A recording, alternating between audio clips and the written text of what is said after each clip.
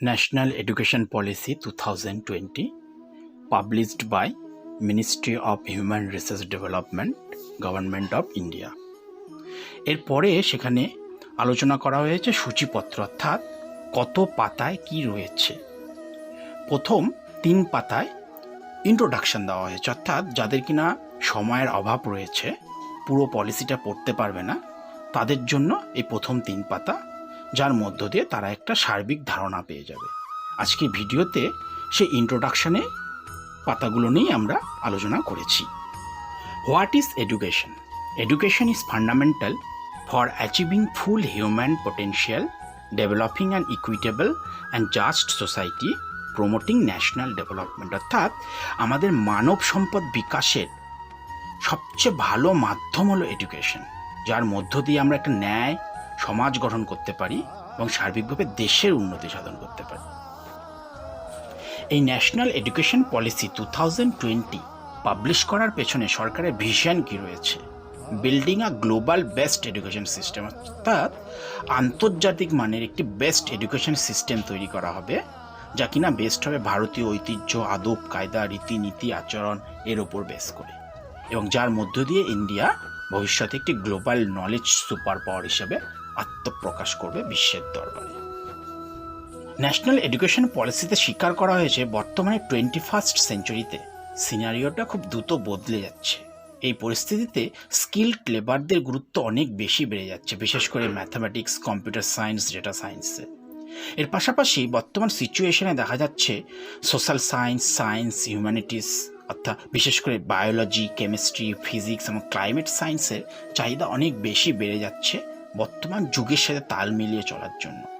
National education policy 2020-তে সেই বিষয়টিও ওপরও বিশেষভাবে লক্ষ্য রাখা হয়েছে।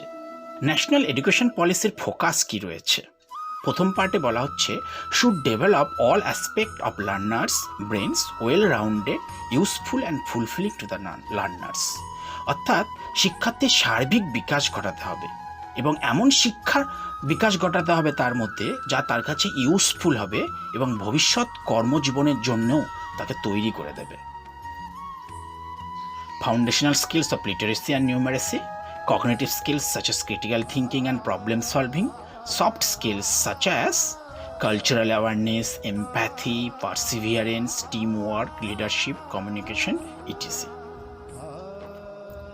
একটু বিশদে যদি আলোচনা করা যায়, বলা যেতে পারে ন্যাশনাল এডুকেশন পলিসি শিক্ষার্থীদের মূলত 3 ধরনের বিকাশের ক্ষেত্রে গুরুত্ব দিয়েছে। এক, ফাউন্ডেশনাল স্কিলস, অর্থাৎ শিক্ষার্থীরা যাতে নিজে নিজে পড়তে পারে, লিখতে পারে তথা অঙ্কের যে সাধারণ যোগ বিয়োগ ধারণাগুলো রয়েছে করতে পারে। তাদের মধ্যে যেন কগনিটিভ স্কিলস, অর্থাৎ ক্রিটিক্যাল থিঙ্কিং, সমস্যা সমাধানের ক্ষমতা, এগুলো গড়ে ওঠে। এবং সফট স্কিল, অর্থাৎ মানুষ হিসাবে, সত্যিকারের মানুষ হিসাবে যেন সে সমাজবদ্ধ জীব হিসেবে যেন সে তার শিক্ষার মধ্য দিয়ে আত্মপ্রকাশ করতে পারে। এরপর ন্যাশনাল এডুকেশন পলিসিতে টিচারদের উপরে কি রেসপন্সিবিলিটি দেওয়া হয়েছে? Teachers should make learners to be ethical, rational, compassionate and caring. অর্থাৎ শিক্ষার্থীদের মানুষ হিসাবে একদিকে যেমন আত্মপ্রকাশ হতে সাহায্য করবে, অন্যদিকে তেমনি preparing them for gainful fulfilling employment, ভবিষ্যৎ কর্মজীবনের জন্যও তাদের উপযোগী করে তুলবে তাদের ইন্টারেস্ট অনুযায়ী। আর্জেন্ট স্টেপস হিসেবে ন্যাশনাল এডুকেশন পলিসিতে বলা হয়েছে ensure equitable access to the highest quality education for all regardless of social and economic background. অর্থাৎ কিনা কোনো রকম বৈষম্যমূলক আচরণ না করেই সকলের জন্য সব থেকে ভালো কোয়ালিটি এডুকেশনের ব্যবস্থা করা এবং সেই কোয়ালিটি এডুকেশন সকলেই যেন সমান সুযোগ পায়। এবার ন্যাশনাল এডুকেশন পলিসির মূল প্রিন্সিপালগুলি হলো অ্যাক্সেস, অর্থাৎ সকলেই যেন সুযোগ পায়, ইকুইটি সমান, কোয়ালিটি শুধু সুযোগ পেলে হবে না শিক্ষাক্ষেত্রে, সেটা যেন কোয়ালিটি থাকে এবং এমন যেন না হয়ে যায় সে শিক্ষা কারো ধরা ছোঁয়ার বাইরে চলে যায়, তাই সেটাকে হতে হবে অ্যাফোর্ডেবল। এবং টিচার মানেই যে সমস্ত কিছুর ওপরে সেটা নয়, অ্যাকাউন্টেবিলিটি রয়েছে, লো বা টাইট অ্যাকাউন্টেবিলিটি। এবার আমরা প্রিন্সিপালসগুলো নিয়ে একে একে আলোচনা করব। প্রথম, flexibility, learners to choose there learning transactions according to their own interest and talents.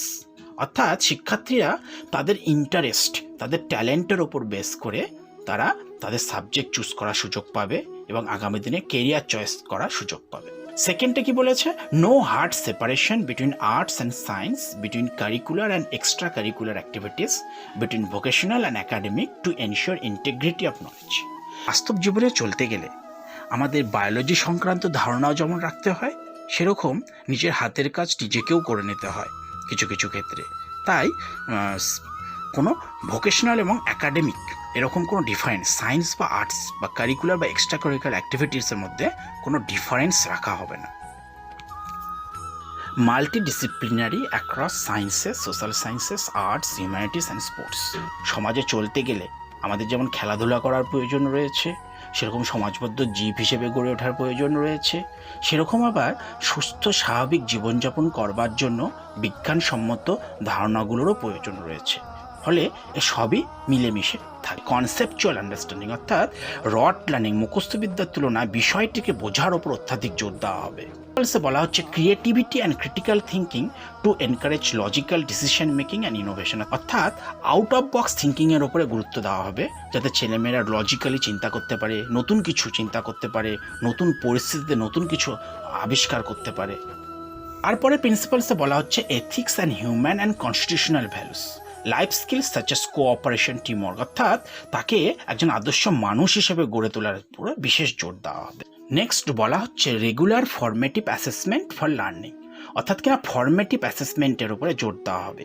যেমনটা আমরা শুনছি এখন হয়তো বোর্ড এক্সাম উঠিয়ে দেওয়া হবে, সেমিস্টার সিস্টেম আসবে, সেটাই বলা হচ্ছে যে একেবারে পরীক্ষা নিলে চাপ বেশি পড়ে, তুলনায় স্টেজে স্টেজে পরীক্ষা নাও, সেটা সেমিস্টার হতে পারে বা অন্য কোনো মডিউলে হতে পারে। Next respect for diversity and respect for local context, অর্থাৎ বৈচিত্র্যের মধ্যে ঐক্য বিষয়টিকে একদিকে যেমন গুরুত্ব দেওয়া হচ্ছে, তেমনি আমাদের লোকাল যে চাহিদা প্রয়োজন হয়েছে সেগুলোকে মাথায় রেখেই এডুকেশনকে শিক্ষার্থীদের সামনে তুলে ধরা হবে। নেক্সট ইকুইটি অ্যান্ড ইনক্লুশন, অর্থাৎ সকলকে শিক্ষা ব্যবস্থায় যুক্ত করতে হবে এবং কোয়ালিটি এডুকেশন দিতে হবে, কোনো কম্প্রোমাইজ যেন না হয় কোয়ালিটি এডুকেশনে। Teachers and faculty as the heart of the learning process, অর্থাৎ টিচার এবং আরও যারা ফ্যাকাল্টি রয়েছেন এডুকেশন সিস্টেমের সাথে যারা যুক্ত, তাদেরকে বিশেষ সম্মানে স্বীকৃতি দেওয়া হয়েছে। কিন্তু তার মানে এই নয় যে তারা সমস্ত কিছুর ঊর্ধ্বে। লাইট বা tight oversight and regulatory system two ensure integrity and transparency, অর্থাৎ ট্রান্সপারেন্সি বজায় রাখার জন্য একটা সুপারভিশনের ব্যবস্থা করা হবে। Autonomy, good governance and empowerment to encourage out of the box ideas, অর্থাৎ আউট অফ দ্য বক্স চিন্তাভাবনা করার জন্য, নতুন কিছু চিন্তাভাবনা করার জন্য অটোনমি দেওয়া হবে, স্বায়ত্তশাসন দেওয়া হবে এবং যথেষ্ট লোকাল বিষয়ের উপরে গুরুত্ব দেওয়া হবে। নেক্সট প্রিন্সিপাল হিসেবে বলা হচ্ছে আউটস্ট্যান্ডিং রিসার্চ, অর্থাৎ রিসার্চের উপরে বিশেষ গুরুত্ব দেওয়া হবে এবং যে পলিসি তৈরি করা হয়েছে সেটি সব নয়, আগামী দিনে তার প্রয়োজনের কথা মাথায় রেখে তার মধ্যে কিছু রদবদলও করা যেতে পারে, কন্টিনিউয়াস পলিসি মেকিং। নেক্সট বলা হচ্ছে education is a public service, সরকারের বিশেষ দায়িত্ব রয়েছে তাই এডুকেশনকে অনেক বেশি ভাইব্র্যান্ট স্ট্রং বানানোর জন্য। পাশাপাশি যারা সত্যিকারের ফিল্যান্থ্রপিক অ্যাক্টিভিটির উদ্দেশ্যে এডুকেশনে আসতে চায় তাদেরকেও এনকারেজ করা হবে। নাও ন্যাশনাল এডুকেশন পলিসির এক্সপেকটেশন কি সাধারণ মানুষের কাছ থেকে? Aims at producing engage, productive and contributing citizens for building an equitable, inclusive and plural society as envisaged by our constitution. আগের এডুকেশন পলিসিগুলোর সাথে বর্তমান এডুকেশন পলিসির পার্থক্য কোথায়? আগের এডুকেশন পলিসিগুলোতে বিশেষ ফোকাস দেওয়া হতো অ্যাক্সেস অ্যান্ড ইকুইটির ওপরে, laser focus was on quality, অর্থাৎ কোয়ালিটি এডুকেশনের উপরে কিন্তু বেশি গুরুত্ব পড়তো না হতো, যেটা কিন্তু বর্তমান এডুকেশন পলিসিতে দেওয়া হয়েছে, অর্থাৎ কোয়ালিটি এডুকেশন, অ্যাক্সেস অ্যান্ড ইকুইটির পাশাপাশি এই এডুকেশন পলিসির মূল বক্তব্য।